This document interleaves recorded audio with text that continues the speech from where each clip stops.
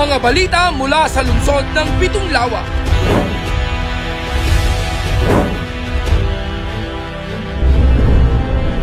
Mga pabatid mula sa alkalde sa mga tanggapan ng lokal na pamahalaan at pangnasyonal. Mula sa sangguniang panglungsod, isisiwalat at ilalathala. Abangan ang eksklusibo at eksplosibong mga ulat tuwing Sabado at Linggo, alas 6 ng gabi. Ito ang Balitang San Pablo! Narito na ang mga balita para sa linggong ito. Sex bomb dancers Cheche at Sandy nakisaya kay Kapitana Madet Amante sa 3rd Coco Zumba 2025. Dole tupad payout sa mahigit 3,000 beneficiaries, pinangunahan ni Congressman Loreto S. Amante. Jereski Tan ng Bagong Bayan kauna-unahang Queen of San Pablo 2025. Matagumpay na 4th Coco Bonsai Contest itinaguyod ng City Tourism Office. 7 public high schools lumahok sa Coco Cook Fest 2025. City Administrator Larry S. Amante nanguna sa opening ng Coco Trade Fair 2025. Centenarya ng Barangay Santa Maria Magdalena tumanggap ng cash benefit. 14th Dog Show and Fun Match 2025 pinangunahan ng City Veterinary Office.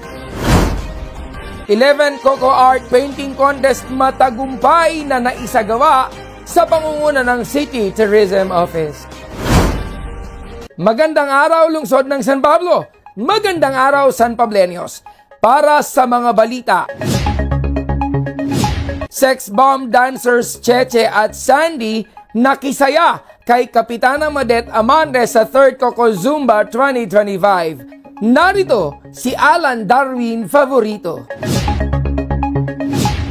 Pinangunahan ni Kapitana Madet Amante at sex bomb dancer Cheche at sex bomb dancer Sandy ang makulay at masiglang 3rd Coco Zumba bilang bahagi ng 30th Coco Festival noong January 11 na ginanap sa San Pablo Central Gymnasium. Iba't ibang Zumba enthusiasts mula sa iba't ibang bayan ng ikatlong distrito ng Laguna ang sama-samang nakisumba para sa healthy lifestyle habang pinagdiriwang ang mayamang kulturo at tradisyon ng lungsod ng San Pablo. Si Alan Darwin Favorito, Balitang San Pablo. Dole tupad payout sa mahigit 3,000 beneficiaries pinangunahan ni Congressman Loreto S. Amante. Ang mga detalye mula kay Paul Nixon Jonglay. Pinangunahan ni Congressman Loreto S. Amante ang Dole tupad payout ng may 3,876 tupad beneficiaries na mula sa iba't ibang bayan ng ikatlong distrito ng Laguna na ginanap sa Multipurpose Convention Center noong January 10. Ito ay sa pakikipagtulungan ni President Ferdinand R. Marcos Jr., Senator Ramon Revilla Jr. at House Speaker Ferdinand Martin G. Romualdez sa pagtataguyod ng mga kawani ng Dole Laguna Provincial at mga peso managers ng Laguna. Bumisita rin sa payout sina Kapitana Madet Amante, Mayora Jem Retuerto Amante at Congresswoman Ruth Hernandez. CIO Paul Nixon Jonglay, Balitang San Pablo. Jereski Tan ng Bagong Bayan, kauna-unahang Queen of San Pablo 2025. Para sa mga detalye, narito muli si Paul Nixon Jonglay. Nagwagi si Jereski Tan ng Barangay Bagong Bayan bilang kauna-unahang Queen of San Pablo 2025 sa ginanap na Grand Coronation Night noong January 11 sa San Pablo Central Gymnasium. First runner-up naman si Angelita Viterbon ng Barangay 2B, second runner-up si Kim Viterbon ng Barangay 2B, third runner-up si Jennifer Wanillo ng Barangay San Jose at fourth runner-up si JD Arenas ng Barangay Del Remedio. Nakiisa sina Mayora Jem Amante Retuerto, ako Bisaya Party List nominee Tin Amante Picazo, Councilors Carmela Acevedo, Martin Gel Adriano, Tibor Amante, Ambo Amante, Francis Calatrava, Syra Bendina at SK Federation President Ace Villanueva. Former Barangay Chairman Ding Villanueva, Barangay Chairman Ivan Villanueva at Miss Barbie Diaz. CIO Paul Nixon Jonglay, Balitang San Pablo. Matagumpay na 4th Coco Bonsai Contest itinaguyod ng City Tourism Office. Para sa mga detalye ng balitang yan, narito si John Michael Mangroban. Sa pagtataguyod ng City Tourism Office sa pangunguna ni City Tourism, Maria Donalyn Viñas ay naisigawa ang 4th Coco Bonsai Contest noong January 10 sa Doña Leonila Urban Park. Itinanghal na first place si Noel Bunyi, second place si Michael Bunyi, at third place si Hershey Bunyi. Nagsilbing hurado sina Assistant Senro Elmer Belen, EJ Delgado ng City Agriculture Office at Jaug Cabral ng City Tourism Office, Bay Laguna. Matagumpay na naisagawa ang bonsai contest sa pakikipagtulungan nila Mayor Vicente B. Amante at City Administrator Larry S. Amante. CIO John Michael Mangroban, Balitang San Pablo. 7 public high schools lumahok sa Coco Cook Fest 2025. Ang mga detalye mula kay Cyril Tamayo Garcia. Naganap sa Coco Fest 2025 noong January 9 sa Central Gym. Itinanghal na champion ang San Pablo City Integrated High School sa beverage category, samantalang ang San Jose Integrated High School ay champion sa dessert category at sa main dish category. Naman ay ang San Vicente Integrated High School, nagwagi namang best decoration ang Col Lauro Dizon Memorial Integrated High School. CIO Cyril Tamayo Garcia, Balitang San Pablo. City Administrator Larry S. Amante nanguna sa opening ng Coco Trade Fair 2025. Ang mga detalye narito naman si Kylie Garcia.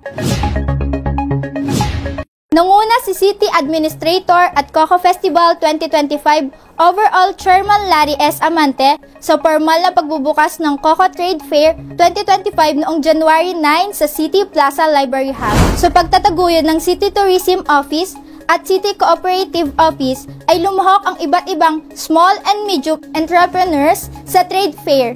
Dumalo sa opening ng Coco Trade Fair 2025 sina DOT 4A Regional Director Marites Castro, PCA Regional Manager 3 Bibiano Concebido Jr., Provincial Coconut Development Manager Warren De Guzman. Nakaisa na rin sina Councilor Carmela Acevedo, Sara Medina, Buhay Espirito, Richard Pavico, Tibor Amante, Ambo Amante, Francis Calatrava, SK Federacion, President Ace Villanueva at ako Bisaya Party List, nominee Christine Ann Picasso. Nakaisa rin ang mga pinuno ng iba't ibang tanggapan ng pamahalang lokal at mga opisyal ng civic at people's organization. CIO Kylie Garcia, Balitang San Pablo. Centenarya ng Barangay Santa Maria Magdalena tumanggap ng cash benefit. Para sa mga detalye ng balitang yan, narito naman si Tyron De Villa.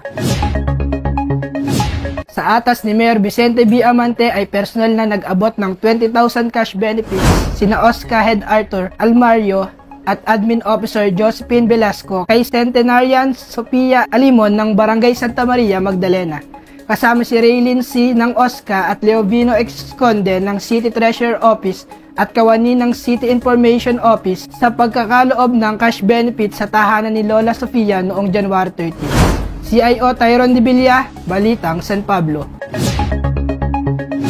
14th Dog Show and Fun Match 2025 pinangunahan ng City Veterinary Office. Para sa mga detalye, narito si Andre Castillo. Nilahukan ng 49 na iba't ibang breed ng aso ang 4th Dog Show and Fun March 2025 noong January 12 sa pagtataguyod ng City Veterinary Office sa pamumuno ni City Veterinarian Dr. Farah Jane Orsolino. First place sa large breed category ang Golden Retriever ni Van Isif. Second ang German Shepherd ni Jerome Lim at third ang Golden Retriever ni Michael Besana. Sa small breed naman ay first place ang Pomeranian ni Edwin De La Cruz, second ang Toy Poodle ni Tricia Infante, and third ang Shih Tzu ni Michael Cornell. Nagkaloob din ng special awards para sa pet owner look alike, most talented, most well-groomed, most bonded with owner, audience favorite early bird award, largest and tallest dog, smallest and shortest dog, oldest dog, youngest dog at best dressed. CIO Andre Castillo, Balitang San Pablo. 11th Coco Art Painting Contest matagumpay na naisagawa sa pangunguna ng City Tourism Office. Ang mga detalye mula kay Christine Lopez. Sa pangunguna ng City Tourism Office ay matagumpay na naisagawa ang 11th Coco Art Painting Contest noong January 10 na nilahukan ng mga pintor sa lungsod ng San Pablo. Ang nasabing patimpalak ay naglalayon na maipakilala ang talento ng mga Sanpableño sa larangan ng pagpipinta at maipakita ang versatility ng produktong niyog na maaari ring gamitin bilang medium ang pagpipinta o maging canvas. Itinanghal na kampyon si Lea May Perez, first place si Mariel Guzman at second si Carl Cañeza. Nagsisilbing mga hurado sina Joffrey Padilla, Rodney James de Guzman at Lito Balaran. CIO Christine A. Lopez, Balitang San Pablo. Para sa karagdagang impormasyon ay i-follow kami sa aming Facebook page at City Information Office San Pablo o CIO San Pablo. Mag-subscribe din sa aming YouTube channel at CIO San Pablo. Manatiling updated sa mga kaganapan sa lungsod ng San Pablo. Ito pa rin ang tagubilin ng ating minamahal na punong lungsod Mayor Vic Amante. Kasama si Vice Mayor Justin Colagot ang bumubuo ng sangguniang panglungsod. Ganon din ang ating punong administrador Larry S. Amante. Serbisyong may ngiti, San Pableño ang wagi. Ito ang mga balitang nakalap namin para sa linggong ito. Ako si Gali Galicia, ang inyong City Information Officer. Magandang araw! Ito ang Balitang San Pablo!